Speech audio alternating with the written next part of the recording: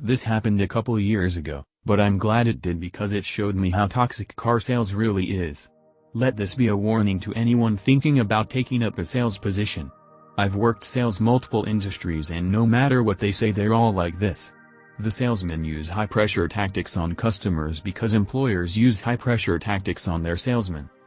As I stated, it was a sales job and one of the rewards for the sales floor hitting their weekly quota was getting a free lunch on Saturday. It was the middle of winter, sales were slow and being a commission-only job with a draw system, meaning if you earn less than minimum wage they make up the difference, but you have to pay it back out of your next check, or it's due upon termination. Everyone was broke. The owner came in and yelled at us. Everyone was bummed about losing their lunch and a couple people were talking about quitting, so I called in an order and bought everyone lunch with my own money.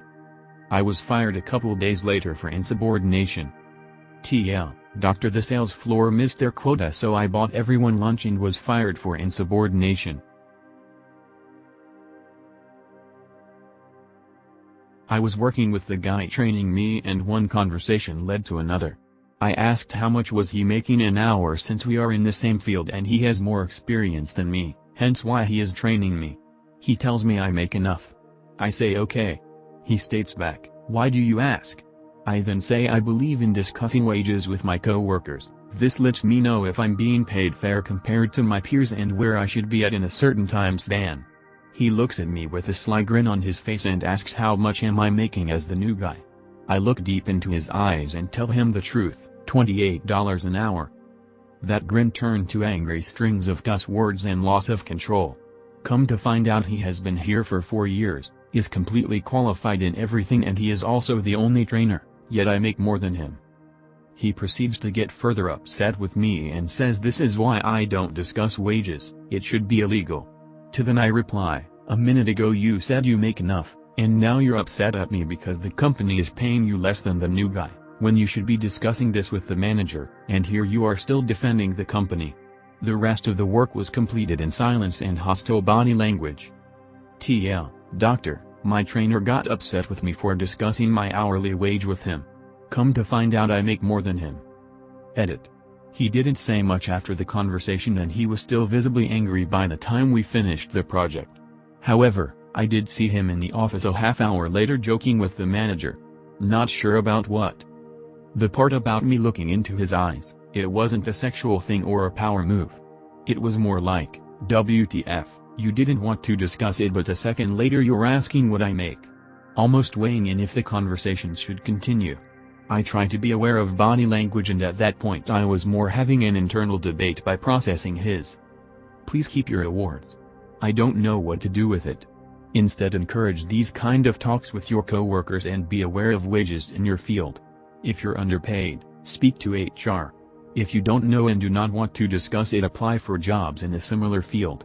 See what the rates are and leverage that. Edit, grammar. Update, I did not work with him today. I did ask him for help and he assisted. At that opportunity I asked him what his plans are. I had printed out the spectrum of wage posted online, as this company is still looking for new hires and he declined it. He said he ripped the manager a new one and he personally feels completely violated. However, management agreed to a wage increase after the new year. I left it at that as he personally seemed satisfied with the management's response. Not sure how the situation was discussed and what ripped a new one means, but he seems a bit more at ease today. I wished him well and continued with my day's work. I can't believe this blew up the way it did. I have read half the comments and enjoy reading the healthy discussions. Once again pursue that money. Opinions don't pay the bills. I work at one of the most famous bars in my hometown. It was a very busy shift and I was working really hard, with only my boss helping out a little bit. I take orders, prepare the drinks, serve them and cash in. For about 6 hours there was a group of rude, drunk customers who were causing problems left and right, to the point where I had to apologize to other customers. I told my boss what was going on, but after the recent lockdown he was desperate to make any money he could. So they stayed. They repeatedly made stupid requests specifically for wasting my time and made fun of me for having to do what they say. They were insulting me over hours and I had to try really hard to keep my cool. I had to discuss with them with every drink I served them as they often refused to pay. I then had to call my boss over just to have them tell him that they were willing to pay but I refused to take their money. That was their kind of sick fun and they really enjoyed themselves while getting on everyone's nerves. Suddenly the whole bar smells of cigarettes. The group had started to smoke inside. My boss's wife told the guys that they have to smoke outside. They called her a stupid bitch but went outside. My boss still allowed them on our premises. Business finally calms down a bit after 7 hours without a break and I sit down at the table where my boss's wife and their daughter were sitting to have a few seconds to chat with them before returning to work. That's when my boss's wife saw one of the guys smoking inside again. She said, "He's smoking again, what's his problem?" And I immediately knew who she was talking about. I turned my head to look at the bar and saw him standing about 3 meters, around 9, from the entrance, a lit cigarette in his hand. I jump up from the bench and walk over with heavy steps. I was angry. I grab him around his chest and start dragging him out. I'm really skinny and he was at least twice as heavy and a little bit taller than me. But still, I apparently misjudged his ability to resist and was dragging him too fast. Suddenly he trips over his own feet right as we were through the door and he fell between the outdoor tables, dragging me down with him, making a huge mess in the process. I'm in complete shock because I didn't plan to hurt him, and I was screaming at him without realizing it. I only snapped back to reality when my boss and his wife dragged me away from the guy and his angry friends. I apologized 1,000 times. After half an hour my boss and his wife calmed down and told me that it was extremely stupid to act in blind rage but not the end of the world, because nobody got hurt. I feel so terrible and don't want to go back to work, because I know I will be judged for my mistake for weeks or months to come. It's a miracle I didn't get fired on the spot, but I now have to work all the unpleasant shifts like Christmas and New Year's Eve. I'm okay with that. What really messes me up is the extreme guilt and shame I feel. It was the first time in 7 years of working in this bar that I lost control of my anger when dealing with rude customers. Hopefully also the last time I made such a stupid mistake. TL, Doctor. Tackled a rude customer to the ground in front of my boss and miraculously didn't lose my job. Shame and guilt are eating away at my soul. Edit, spelling. English is not my first language. Feel free to point out errors so I can improve the post's readability. Edit 2, thank you for all your comments. You really helped me a lot. I'm now actively searching for a new job. Also, today I joined a martial arts club to better control my anger and my body. So hopefully next time I'm in a stressful situation I'll be able to think more clearly and act with a bit more, let's say, precision. I think I can now see the positive side of this incident and will change a few things in my life. Thanks to all of you. Long post, TL, Doctor at the bottom. Tifu because my naive heart thought buying a Clone a Willy kit would somehow result in a thoughtful, personalized gift for my girlfriend's birthday. I'd like to start off by saying that I describe myself as somewhat of a realist. Would any reputable dildo maker trying to make a dime want to mass produce my dude? No chance. But proud of my average buddy, I am, sure. I can link the chain of events that snowballed into this unfortunate moment back to that fateful day our friends, my girlfriend, and I were planning her upcoming birthday. We're a crude group of folks, so without fail the conversation about what we should buy her started with big old dildos and ended up with the classic suggestion of a certain popular DIY molding kit.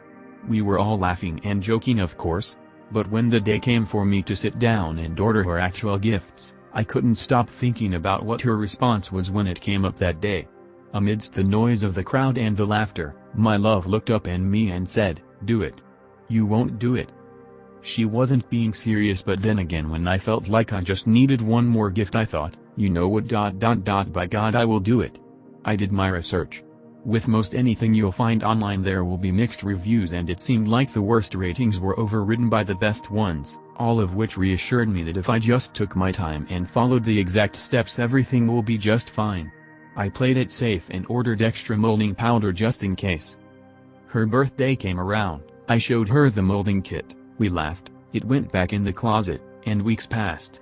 I had all but forgotten it even existed until yesterday morning when I received an email from the company asking how I liked it. It was a rainy Saturday with nothing to do, so What else could be better than shoving your junk into a tube full of some cool alginate stuff to memorialize yourself forever? I read and reread the instructions and ventured off alone with my supplies into the bathroom to make greatness happen. You don't really think about what all needs to happen in order to successfully pull off a task like this until you are in it. All of a sudden, there you are, stark naked, holding yourself with one hand, a tube in the other, and surrounded by a bunch of material that needs to be mixed perfectly in sync and at the right temperature, etc. First try was a flop, so thank God I bought extra supplies. Everything about the whole process left me the opposite of excited, and it was very hard, unlike I was at that moment, to apparently stay in the mood for the 2 minutes it requires. I thought I did an okay job but knew I wanted a redo, but with company this time. I cleaned up in the shower and recruited some help for round 2. I read it's so much better having a sexy helper who can focus on the lab experiment steps while you just focus on yourself. Makes sense. Yet again, it was very difficult to stay in the mood while looking the love of your life in the face as goop is dripping down your legs and all over the floor, but I gave it the old college try and closed my eyes and thought happy thoughts for a couple of minutes. The mold seemed okay, but it was really hard to tell. We poured the silicone mix into the tubes and walked away from it to cure overnight. I woke up this morning and shuffled off to the bathroom to see the fruits of my labor, only to find that I now have not just one, but 2 fully to scale and highly detailed replicas of my flaccid dude. She's still sleeping and hasn't seen them yet, and I don't know about y'all, but something tells me that no one would appreciate such a gift. I left them on the sink for a nice morning surprise, but I feel like tifu.